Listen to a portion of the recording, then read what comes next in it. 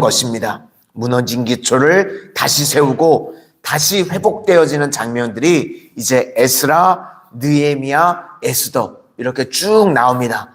원래는 이 에스라와 느헤미야는요 한 권입니다.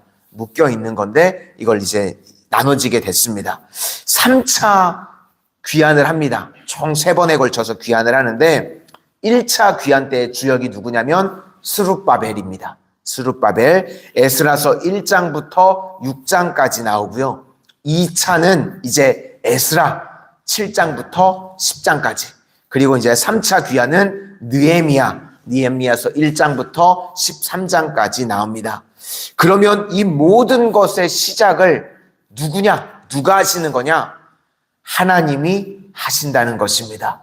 우리 인생에도요, 무너진 기초 누가 세우시는가? 하나님이 세워주심을 믿으시기를 바랍니다.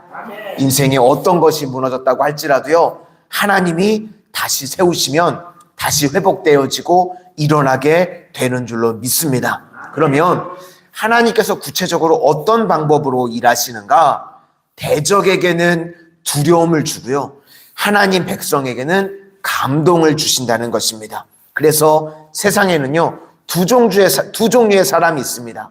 감동으로 일하는 사람이 있는가 하면 두려움으로 일하는 사람들이 있습니다. 우리가 뭐 사사기도 살피고 여호수아도 살폈던 것처럼요, 하나님께서 일하시면요, 대적들에게 먼저 어떤 마음을 주죠?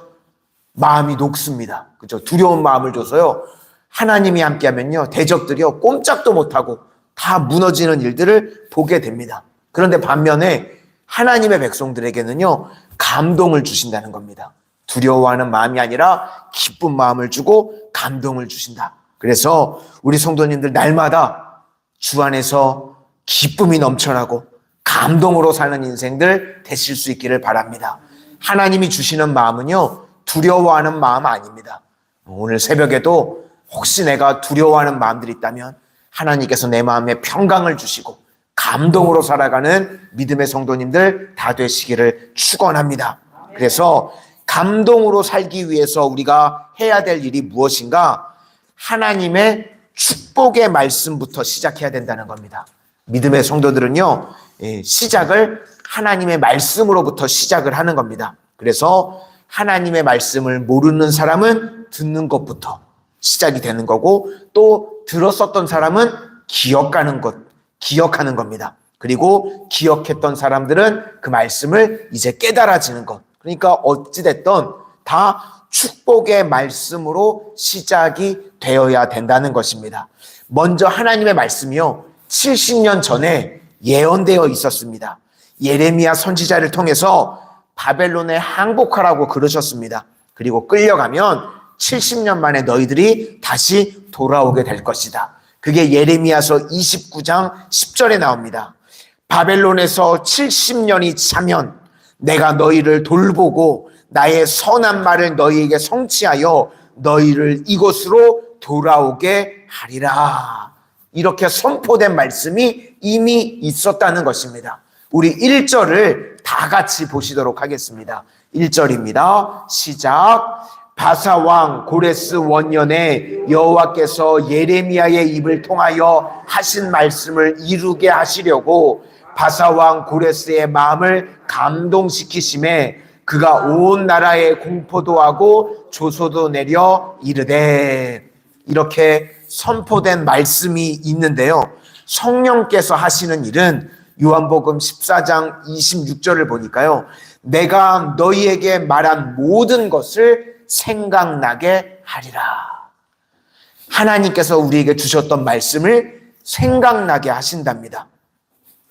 그래서 우리가요, 성령 충만하게 되면요, 하나님의 말씀이요, 자꾸 생각납니다.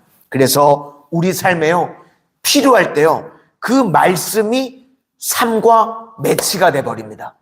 우리 삶에 너무 절박한 상황 가운데 우리에게 정말 필요한 말씀이요, 떠올라지는 거예요. 누가 하시냐면 성령님께서.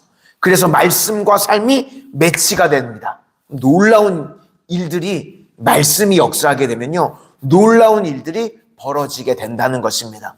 이것이 바로 하나님께서 일하시는 방법이라는 것입니다. 그래서 하나님의 축복의 말씀이 임하면서요, 우리가 새로운 시작이 일어나게 된다는 것입니다. 그러면 말씀이 임하면 어떤 일이 벌어지는가? 기도가 쉬워집니다. 우리가 기도할 때요, 두 종류의 기도가 있습니다. 먼저는 자기가 원하는 것을 기도합니다. 주로 욕심인데요. 언제 이런 기도를 하냐면 초신자 때 이런 기도를 많이 합니다. 그렇죠? 신앙이 잘 없을 때, 잘 모를 때는 내 원함, 욕심 가지고 많이 기도하죠. 근데 또 초신자들 때 보면요, 그런 기도 하나님이 잘 들어주시는 것 같아요. 그죠? 그럴 때는요, 우리 성도님들도 체험 있으시죠? 신앙 초신자 때는요, 그냥 막 아무거나 기도해도요, 그냥 막 들어주시는 것 같아요. 저도 그랬던 것 같아요. 그냥 하나님, 먹을 게 필요합니다. 그러면 깜짝깜짝 놀랄 정도로 막 먹을 것도 갖다 주고 초신자 때는 그럽니다. 그런데 사실은요, 그런 어린아이 신앙 때 했던 기도는 들어는 주시는데요. 많은 부분 들어는 주시는데 사실은 우리의 신앙적인 면으로 봤을 때는 그리 유익은 안 됩니다. 그죠? 우리의 원함대로 기도에 응답받는 거, 그게 우리 신앙에 사실은 많은 부분 유익은 안 됩니다. 그런데 우리가요, 하나님의 말씀으로 충만해지면요, 기도가 쉬워집니다. 왜 그런가 하면 그냥 들은 말씀 가지고 기도하는 거예요. 그러면 말씀이 장작이 되고요, 기도가 불을 붙이는 겁니다. 그래서 하나님 말씀을 듣고 그냥 끝나는 경우는 없습니다. 말씀이 선포되면요, 반드시 기도를 하게 됩니다. 그래서요, 신앙생활의 말씀과 기도는요, 항상 같이 갑니다. 말씀을 들으면 그 들은 말씀을 가지고 우리가 기도합니다. 그러니까 두려움이 아니라 하나님의 감동으로 사는 백성들은요, 축복의 말씀으로부터 시작이 되고 그 말씀 붙들고 뜨겁게 기도함으로 말미암아 하나님의 예언된 말씀이 성취되는 겁니다. 나를 통해서. 하나님이 나에게 말씀을 주시면 그 말씀을 붙들고 내가 기도하면 그 말씀이 나의 삶을 통해서 성취가 되는 것입니다. 그래서 우리 성도님들은요, 말씀 붙들고 기도하실 수 있기를 바랍니다. 그러면 삶에서요, 말씀이 성취되어지는 은혜의 역사가 임하게 된다는 것입니다. 그래서 사실 오늘 2절부터 11절까지 내용은요, 하나님이 감동으로 일하시는 예증을 그냥 쭉 설명한 겁니다. 그래서 1절이 해답입니다.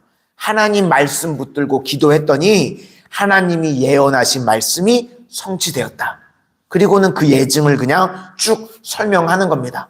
바벨론에 돌아오게 되었다는 것인데 현실적으로는요, 가능성 제로입니다.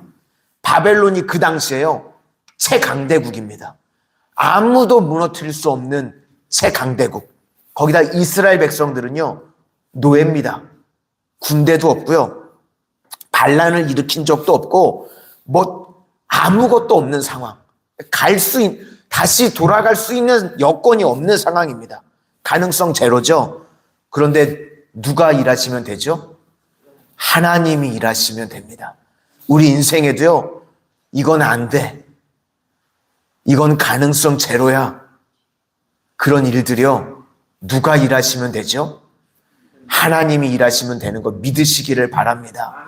그래서 하나님께서요, 새벽에 말씀을 주실 때가 있죠. 그 말씀 붙들고요, 기도하는 겁니다. 그러면 그 말씀이 성취되어지는 줄로 믿습니다. 바벨론이요, 망할 수 없는 나라거든요. 그런데요, 순식간에 망합니다. 당시에 이름도 없던 무명의 나라 메데파사, 그때만 쓰임받고요, 이 나라 또 사라져버려요. 참 역사적으로 보면 아이러니하죠. 없던 나라가 세워졌다가 바벨론 무너뜨리고 또 그냥 흐지부지 사라져버립니다. 이 바벨론이 망하는 게 이제 다니엘서 5장에 나오는데요, 이 바벨론의 마지막 왕이 벨사살 왕입니다. 이렇게 하늘에 글씨 쓰고 이런 거 너무 유명하죠. 이 바벨론이라는 거대한 나라가 어떻게 무너지게 되는가? 정신 나간 왕 하나 세워지면 무너집니다. 이 마지막 왕이요, 정신 나간 왕이에요.